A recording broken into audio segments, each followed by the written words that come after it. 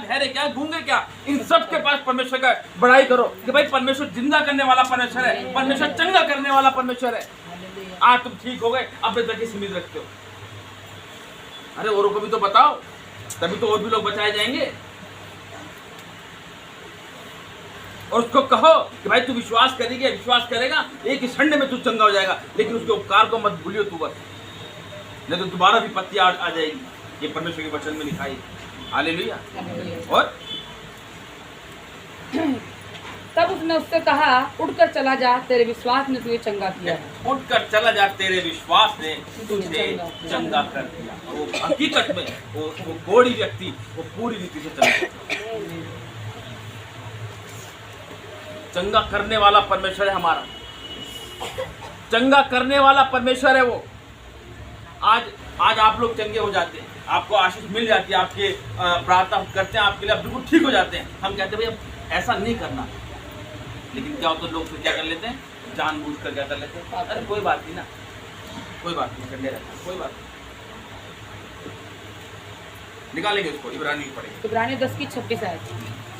क्योंकि सच्चाई की पहचान प्राप्त करने के बाद यदि हम जानबूझकर पाप करते रहें, हालेलुया, क्या कह रहा है, यदि क्योंकि सच्चाई की पहचान प्राप्त करने के बाद यदि क्योंकि सच्चाई क्योंकि सच्चाई की पहचान प्राप्त करने के बाद क्योंकि सच्चाई की पहचान प्राप्त करने के बाद यदि हम जानबूझकर पाप करते हैं, तो पापों के लिए फिर कोई बलिदान बाकी नहीं। फिर पापों के लिए कोई बलिदान बाकी नहीं है, क्योंकि बलिदान किसने दिया पापों के लिए, जोर से बोलेंगे किसने दिया, प्रभु यीशु मसीह ने।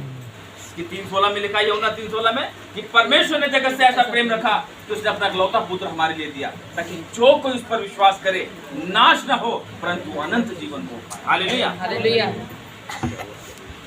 कह रहा क्योंकि सच्चाई की पहचान प्राप्त करने के बाद, आपको पता है कि चंगाई प्रभु यीशु मसीह ने दी है, मुझे नौकरी प्रभु यीशु मसीह ने दी है, मेरी गवर्नमेंट जॉब प्रभु यीशु मसीह ने लगाई है, मुझे मकान प्रभु यीशु मसीह ने दिया है, मुझे गाड़ी प्रभु यीशु मसीह ने दी है। और अगर आप भूल के जब उसको, उसकी बातों को इग्नोर करके और उसके पवित्र दिन को शुद्ध करके, उसकी संगति को मिस करके, उसके अपने दास और दासी के प्रति बुड़बुड़ा के बोल के अगर कोई पाप कर दिया जिसने, तो साफ कह रहा उस चीज के लिए, कह रहा सच्चाई पहचान प्राप्त करने के बाद यदि कोई जानबूझ के पाप करता है,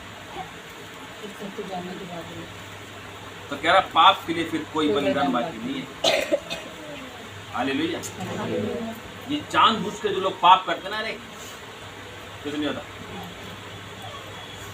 फिर बलिदान बाकी नहीं है, क्योंकि तुमने पाप किया है ना, तो पाप की मजदूरी क्या है, हैं? जोर से बोलेंगे क्या है पाप की मजदूरी, डायरेक्ट आ जाएगी फिर बगैर किसी